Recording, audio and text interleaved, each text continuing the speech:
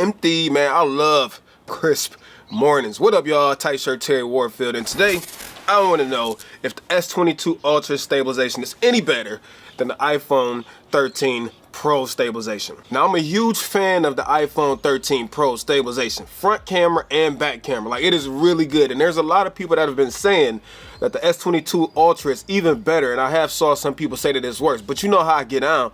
Terry need to find out for himself. So we're gonna do a stabilization test today, and I'm taking y'all with me. Let's get it.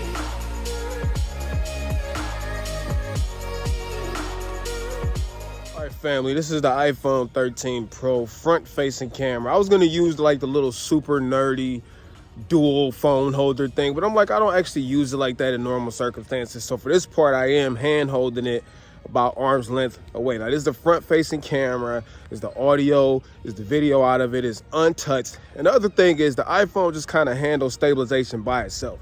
You don't have to turn on or toggle no super steady or any settings like that.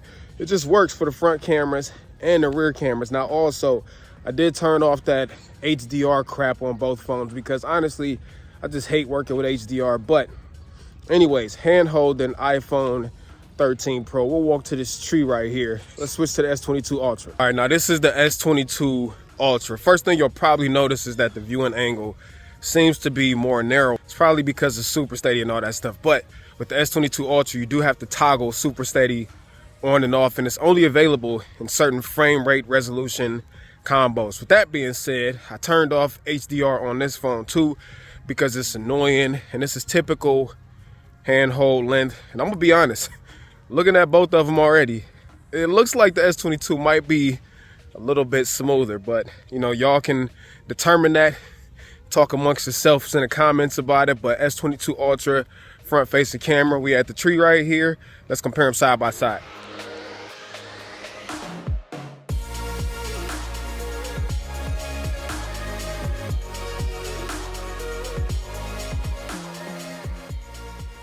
Okay, so for the next test, we're gonna run. So here we go.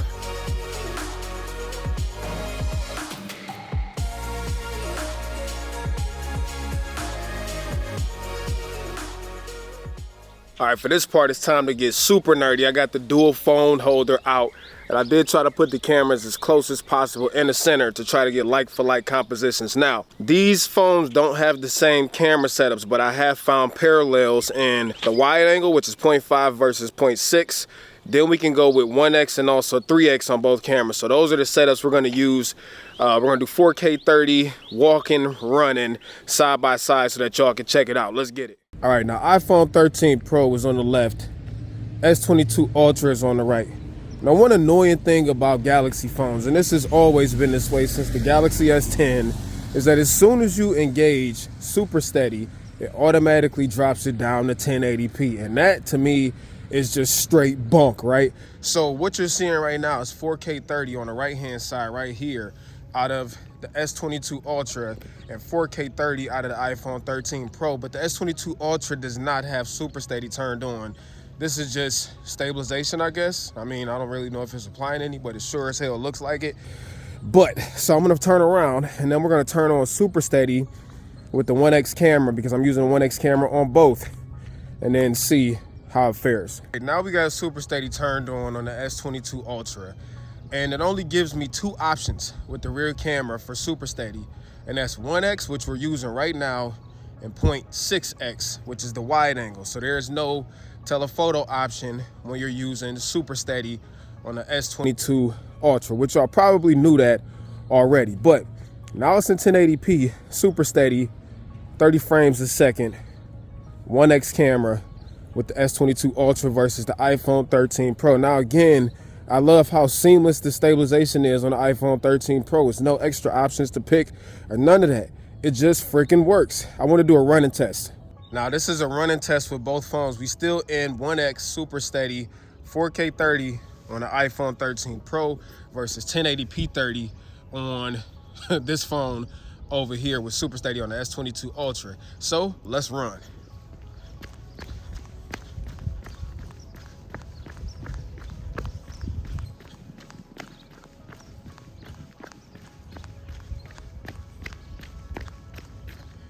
Now, I will tell you, super steady looks way smoother. However, obviously, it's got a crop on it. So it's throwing away all that extra crap on the outside of the frame. But let's go ahead and test out both of these cameras in ultra wide with Super Steady on. All right, now I want to do this test first before we turn on Super Steady again. So this is the ultra wide on both cameras, no Super Steady on the S22 Ultra. And even without Super Steady on, from my naked eye right now, it looks to me that the S22 Ultra is smoother with Super Steady turned off. This is 4K 30 on both phones using the ultra wide. So that's a little strange to me, but we're gonna go ahead and turn on Super Steady, Super Steady, and then see how it fares. All right, now Super Steady is now engaged on the S22 using the ultra wide on both cameras. It has now dropped it down to 1080p, but let's walk, see what it looks like. I don't know what this is going on over here where all these people are pulling up, but whatever. So ultra wide on both cameras, 4K 30 on the iPhone 13 Pro, and 1080p 30 on the S22 Ultra. And still, to me, again, it does look like the S22 Ultra is smoother. But what y'all think? All right, now this is the last test I wanted to do, right? So I got both of these set to 3x, 4K 30, which means there's no Super Steady turned on the right-hand side, the S22 Ultra. Now, I'm gonna walk towards this post right here, and you can see which one looks smoother, 3x with no Super Steady turned on the S22 Ultra. I'm sure this test is gonna be very interesting. Now, obviously they look a little bit different.